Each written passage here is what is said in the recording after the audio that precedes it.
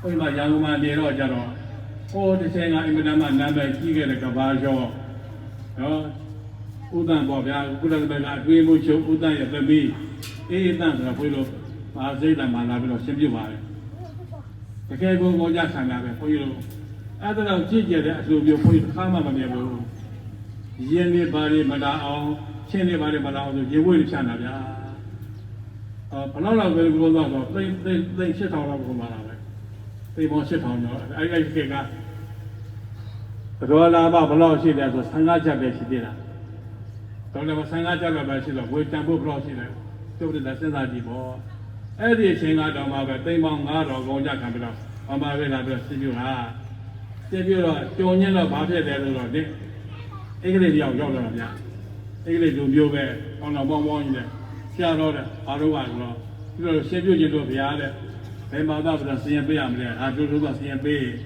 အေးမနေ့ကညမလို့ဒါက online စပ်လာပေါ်ဒီမှာရှင်းပြရှိတယ်အဲ့ဒီရှင်းပြပွဲမှာမလို့ရောပြီးတော့မလို့ပါရှင်းပြပွဲလုပ်ပါကွာဆိုတော့အာတင်ပါဗျာတဲ့အဲဆရာကဒီလိုလျှောက်ပြသေးတယ်အေးလျှောက်ပါဘာတော့ပါတော့ဩဃာတကိုချမပေးပါနဲ့ဗျာတဲ့ဒီလိုလိုပြောလိုက်ဩဃာတဆိုပါမယ်အမေအလားကြီးသင်္ကန်းတော့ကိုလည်းဆရာတို့ချမပေးပါနဲ့အသင်္ကန်းတော့လည်းဒီလိုဆိုပါမယ်ဗျာတဲ့နောက်ပြီးတော့ဒီဘင်္ဂါတိဘာသာစပြဖြစ်ပါဗျာစေပါသောတိလာကဒီလိုဆောက်ပြပါမယ်ဗျာအဲကြောင့်တော့ဒါတွေကိုတော့ပြန်အားလုံးကိုဒီလိုလိုကြောက်ချက်ရောက်ချင်းချမပေးဘူးတဲ့ဒီလိုလိုစိုးခွင့်ပေးပါဗျာအေးရတယ်ကွာမလက်မရမဲ့လာခဲ့မလက်ခွန်လာရောက်အောင်လာခဲ့အေးချိန်တာပေါ့ဗျာအဲနောက်နေ့တော့ရောက်တဲ့ခါကျတော့အတို့ဘာဖြစ်လဲဆိုတော့အေးတန်ကဟာတခါတည်းတော့ဝတ်စားတာကအားကြောင့်မာစိတ်တိုင်းလို့ရတယ်ဆိုတော့ကာဝအစစ်ဆောင်တော့တော့ဖိုက်အောင်ပါဒါအစစ်ဆောင်ဖမ်းနေတဲ့နေရာကမာစိတ်တာပဲရှိတာဆန်းနေအလောက်ကျော်အပြင်မကျဲဘူးမာစိတ်တာအားလုံးအဲ့က29ကရှိတယ်အဲ့29ကမှာကခါသာကြတော့ထားမင်းဘလောက်တန်ဒုတိယဘလောက်တန်ကြွကျင်တယ်တဲ့ဥပုံကောင်းကပြပါဘာရဲဆိုတော့မှမင်း9000လောက်ကြွမလားလူကြောင်9000အဲ့တော့ကျုပ်ပြတာကြွကြည့်ပေါ့ဒေါ်လာစိတ်ဟာဘလောက်မှဘာမှမရှိသေးဘူးအဲ့တော့လူတယောက်9000လောက်ကြွတဲ့အောင်လောက်ကြွတာပဲဗျာဘလောက်ဆန္ဒတဲ့ကျုပ်တဲ့စဉ်းစားကြည့်ပေါ့အဲ့ဒါလည်းရောက်လာတော့သုသာတိတာနှစ်ယောက်ခေါ်လာတာလည်းဗမာစကားလည်းမပြောတော့ဘူးဗျာအဲ့တော့ဗမာစကားလည်းမပြောတော့ဘူးဟိုလည်းဩဃာတလည်းဆိုဝေးရောဩဒံတဏ္ဍကိစ္စမတော်မဆိုတတ်ဘူးဘလောက်အရေးကြီးတဲ့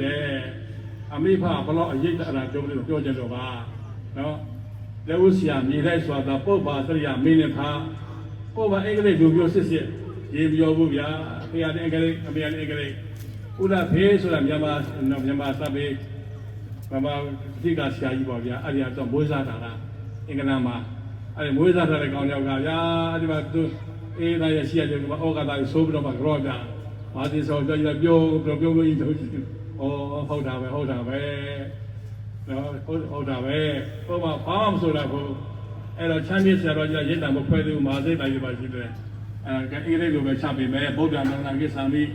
ဓမ္မံတဏ္ဍကိစ္ဆာမိသံဃံတဏ္ဍကိစ္ဆာမိခေါ်တဲ့ဒီတဏ္ဍကုံကိုအင်္ဂလိပ်လိုချပေးသွားတာအဲ့တော့အေးတဲ့ဘုန်းကြီးကိုမေးတယ်ဆရာတော်တဲ့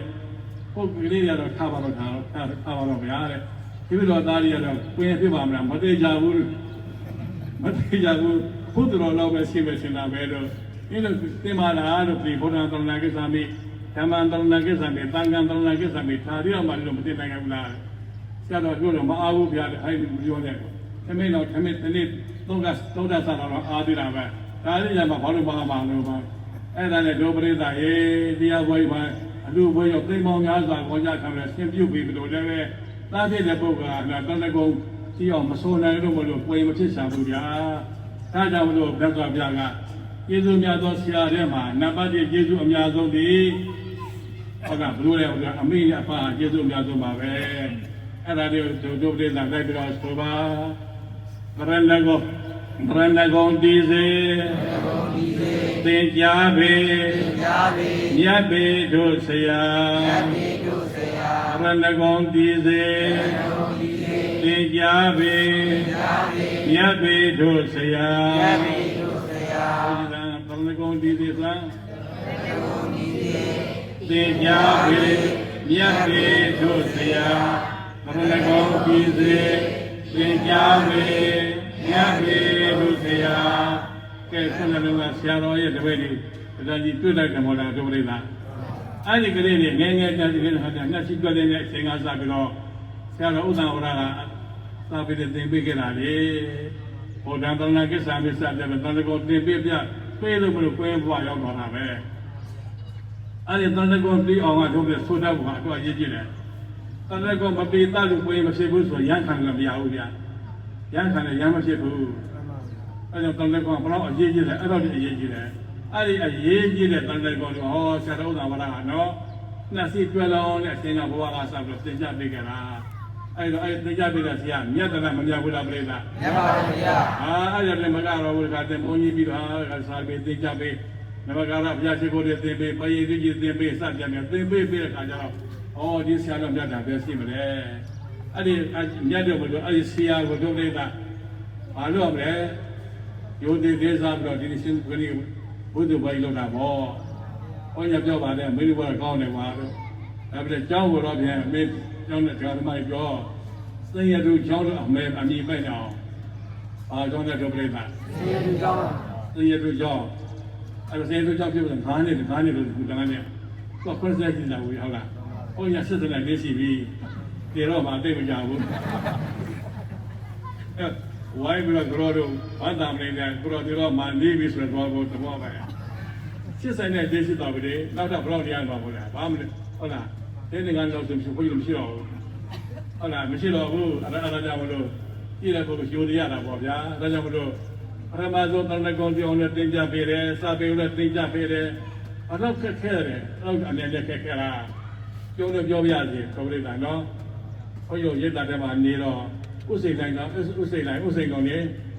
ပုံစံနဲ့နာမည်ကြီးပါဗျာဥနေဝရဲ့တရုံစူအားကိုရစရာကြီးပါဗျာမနေ့စောရောက်လာတာလက်ကျင်တာပြက်လို့ဒါဘာဖြစ်လာလဲအားဖြစ်လာတယ်အားဖြစ်ရတယ်ဆရာတော်အဲ့ဒါဥက္ကဋ္ဌကြီးဗျာမင်းပြည်သုံးလုံးနဲ့ပါတာလင်းကြီးတွေထုတ်ပါတယ်ဥနေဝကထုတ်ခိုင်းတာတာလင်းကြီးတွေထုတ်ပါအောက်ဒီမှာဒါကြီးနဲ့ဒါလေးစီတော့ဒါကြီးထုတ်ဥနေဝပြည်သုံးလုံးဖြုတ်ချိုင်းတာ29ခုလုံးကြတော့လားဒီလိုလေမပြောတတ်ဘူးဆရာတော်ပြန်ပြောချင်တာဗျာဒီလိုလေမပြောတတ်ဘူးမပြောတော့ဒီလိုကြောင်းဆရာတော်စီလာတာပဲတခါပဲဒါပေမဲ့ဒါကြီးကသူ့စာရေးမယ်ရေးထားတဲ့စာကိုဘယ်လိုဦးနေပေးမလားပေးရတာပေးရတာပေါ့ဗျာရေးသားမှာဆရာတော်ရေးမယ်ဆိုတော့ဘာလို့ရေးရဗျာနော်ဘာလို့ညောင်းသားဆရာတော်ပေါင်းဆောင်ပြီးတော့ရေးတာတကယ်လို့ဒါလေးကြီးကိုဖြိုးလိုက်မယ်ဆိုရင်ကိုယ်ရဆိုတာမရှိတော့ဘူးညာဆိုတာမရှိတော့ဘူးအားလုံးပဲသွားပြီအားကြောင့်ဒီ33လုံးထားရတယ်လေအဲ့မြန်မာစာမှာဆိုဒီပြိတ္တတွေအများကြီးပဲနော်ဒီ33လုံးဘာကြောင့်ထားရတယ်လေမရှင်းနိုင်မို့လားရှင်းတယ်ဘယ်လိုဖိုင်တာပဲဒါပဲဟုတ်လားအားကြောင့်အစာပေမှာဒီ33လုံးထားရတယ်အဲ့ဒါဒုပရိသအဲ့ဒါသူစာရေးပဲခဏပြေးမလားအပြေးမဆောက်ရေးတာတန်းလာကြလာကြီးပြေးမယ်ဆိုတော့ပါအတန်ဖြစ်ရတာ5မျိုးရှိတယ်တာထတာတာလို့တာဘောဓတာနာနာတာဥထတာ5မျိုးရှိတယ်အဲ့ထန်ဟာအတန်ဖြစ်ရတာ5မျိုးပဲအဲ့5မျိုးမှာတာကြီးခါွယ်ကငယ်ခါချင်းကအဲ့ဒီ5မျိုးပဲမှာလေအာသောမှာဖြစ်တယ်တာတိမှာဖြစ်တာဒီမှာတေရမှာဖြစ်တာအဲ့ဘဲကရာစာပြမှာဖြစ်တာဘဲကရာပြောနေအကြိုက်ပေါ့ဗျာ5မျိုးပဲအဲ့ဒီ5မျိုးထန်လို့ခေါ်အတန်ပြတာ5မျိုးရှိတယ်5မျိုးရှိလို့ဘယ်လိုဒီ30ပုံထားတာနောက်ပြီးတော့မှကပိုင်းစာရှိတယ်ဆရာနေဆရာမှာဖြစ်တဲ့ကရာဘဲကရာဆရာပြမှာဖြစ်တဲ့ကရာဘဲကရာတိုင်းမှာဖြစ်တဲ့ကရာဘဲကရာဆရာမတို့တဲ့ကရာဘဲကရာလို့အဲ့ဒါကတိုင်းခေါ်တယ်လို့နောက်ပြီးတော့ဟောဒီနှုတ်ပြီးဘယလို့ခေါ်တာဖန်တဲ့ကတိုင်းနဲ့ဘယနဲ့ညီမြောက်အောင်ဆိုတော့ဒီ30နဲ့3လုံးထားကြတာဒါတွေထုတ်လို့ရှိရင်တော့ပြန်30တော့ပြီးတော့ကြိုက်ကြမကြိုက်ကြဆိုခွင့်တော့တက်ရေးလိုက်တာဗျာကုလသမဂ္ဂအတွင်းမှုချုပ်ယူဦးသားအဲ့လိုပြောတဲ့ခါကျအဲ့ဒီတော့မော့ကြီးဟာပေးလိုက်လားအတန်တွက်တွေကောင်းလာကြီးလားအော်ဂျာမန်တို့ပြောတဲ့ခါလည်းပဲဟာဂျာမန်တွေမော့ကြီးလားပြင်းလို့ပြောမလားဟာပြင်းမော့ကြီးများစပိတ်လို့ပြောမလားစပိတ်လို့ပါဦးသားကပြောတဲ့ခါကျစပိတ်ကမော့ပြီးတော့ကြီးရတာပေးလိုက်ကြီးလားအတန်တွက်တွေကောင်းလာကြီးလားပေးလိုက်လားဘာကြောင့်အတန်တွက်တွေကောင်းတယ်ဘာကြောင့်ကြီးတယ်ဆိုရင်တော့ဘုန်းကြီးတို့ပြီး33လုံးနော်အတန်ကောင်းထန်ကောင်းလုံးလို့ပြီးသားတယ်ဒါကြောင့်မလို့ ရက်ခါလေးဖြတ်လို့ရှိရင်တော့ပြန်အတန်နဲ့မထွက်တော့ဘူးစပြပြန်ဘုန်းကြီးတို့ရေးလိုက်တာဗျာအဲ့တော့ဆက်ရသဘောကျတက်တယ်သဘောကျတယ်သာသာယူသွားတာဗျာအဲ့တော့ဦးနေဝင်သွားပေးတာပေါ့အဲ့ဒီဦးနေဝင်သွားပေးတဲ့ခါကျဦးနေဝင်ကြီးပြီးတော့မှနေဦးနေဝင်ရကြည့်တော့အဲ့လုံးနဲ့တို့ကဗမာလူမျိုးဖြစ်ပြီးတော့မှအားကြောင့်ကြီး33လုံးမထားရလဲဆိုမသိရပါလားဗမာလူမျိုးဖြစ်နေပြီးတော့ကိုယ့်ရဲ့ကြီး33လုံးဟာအားကြောင့်ထားရလဲဆိုတာမသိရပါလားဆင်ကွာဆိုဥပ္ပလိုက်နေတာအခါကြည့်ခါကိုရှိသေးတာဘာမှမကဲဘူးဗျတာကြည့်ခါကိုလည်းပို့ပြီးတော့နဲတဲ့ပြီးမှအဲ့ဒီပြီးမှဟာဘလောက်နဲတယ်ဆိုတော့အိုက်စတိုင်းခေါ်တဲ့ပြပပညာရှင်ကြီးဟာသက်စွာပြရဲ့ဒီပြီးမှကိုကြည့်ပြီးတော့မှဘယ်လိုမျိုးခွဲခဲ့တာဗျာဒီနေ့လူသားတွေကြောက်တယ်အမှုပြေဘုန်းကြီးဘုရားစာခွဲတဲ့သက်စွာပြဟောတော်မူတဲ့ပြီးမှတရားကိုကြည့်ပြီးတော့မှ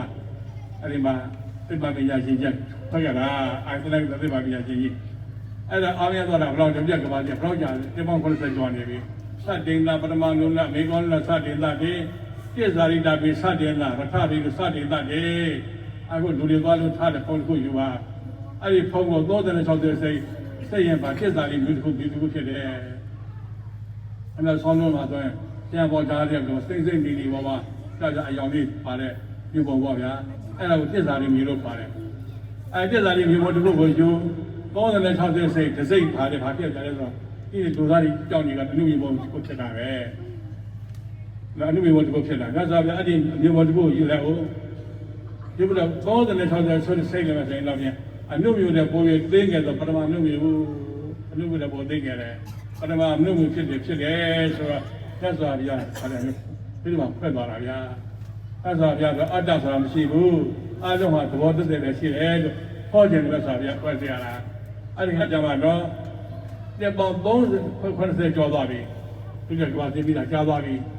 ဒီနေ့ရှိကိုယ်ပထမနှုတ်မျိုးထိမခွက်နိုင်ကြသေးဘူးဗျာသိပါပညာရှင်တွေနောက်မြတ်စွာဘုရားဖွက်သွားပြီပထမနှုတ်မျိုးထိဖွက်လို့ရတယ်မြတ်စွာဘုရား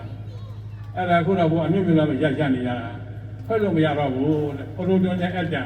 ကိုယ်ဓာတ်နဲ့မတ္တရစ်ပတ်ပြီးတော့သွားတဲ့သဘောပဲရှိတယ်အဆိုင်အခက်ရတ္တန်တာဆိုတာမရှိတော့ဘူးနော်အဆိုင်အခက်မရှိဘူးအဲ့အစကတ်ဖတ်တယ်မရှိပါဘူးလေဟုတ်လားจิตပါတော့ဘောမြတ်တာရှိတာကိုဘာလို့လဲဓမ္မဘုရားဘာပါလဲကဘုရားဘာလဲလဲဓမ္မဘာလဲကဘုရားဓမ္မသာဘာဓမ္မဘုံတော့ဓမ္မသဘောတည်းပဲရှိတယ်အစကတ်ဖတ်တယ်ဆိုတာမရှိဘူးအဲ့ဒီမရှိတဲ့ထိုင်ကတ်ဖတ်တယ်မရှိတာကိုတို့လူတွေကရှိရရပြန်ပြီးဒါပဲသူပဲယောက်ျားပဲမိန်းမပဲသူဆွဲရတာပဲဆွဲစရာဖြစ်တဲ့ဒီဝတ္ထုဟာဖွဲ့ကြစစ်ပြကြည့်မယ်ဆိုရင်သဘောတည်းများတာရှိပါလေ။အားကြောင့်မလို့ဒါတွေသဘောပဲလို့ဆိုတော့မှဥရိဝကြီးအကပြီးမှတင်ရတာအခုဒီမှာတင်ရကွာငါတပြောင်းလုပ်ပြီးပါတင်တာအဲကြောင့်လို့ဆိုတာပြစ္ဆုတ်ဒီမှာပါတယ်နော်စာကောင်းလည်းပါတယ်သေကံဒီမှာနောက်တရတယ်ဆိုတာသေကံဒီမှာနောက်ရခွင့်ယူရေးတာဗျာအေးဒါကြောင့်မလို့တန်တဲ့ကောင်ပြောင်းတင်ပြပေးတဲ့ဆရာဟာဒုပရိသအမြတ်ဆုံးဆရာပါပဲကဲတိုက်ဆိုရဏဂုံကြည်စေသင်ကြားပေမြတ်ပေတို့ဆရာနံပါတ်1နံပါတ်2ကသောတာပတိမကတမ္ပါပကပုဂ္ဂိုလ်တဲ့သောတာပန်ဖြစ်အောင်သင်ကြားပေးတဲ့ဆရာပုဂ္ဂိုလ်သစ္စာသိအောင်သင်ကြားပေးတဲ့ဆရာဟာသူညအမြတ်ဆုံးပဲကဲအဲ့ဒါလည်းပြောဆိုကြပါသစ္စာသိစေသင်ကြားပေမြတ်ပေတို့ဆရာသစ္စာသိစေသင်ကြားပေမြတ်ပေတို့ဆရာ